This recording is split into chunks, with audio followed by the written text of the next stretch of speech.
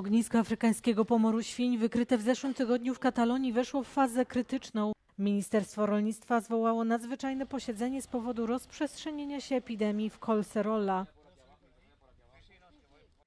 No podemos confirmar el origen todavía de la peste porcina africana, cómo ha llegado. Indicios hay. Puede ser que venga pues, un alimento, un embutido en mal estado en una zona donde pasan muchos camiones y áreas de servicio. Por lo tanto, es una opción.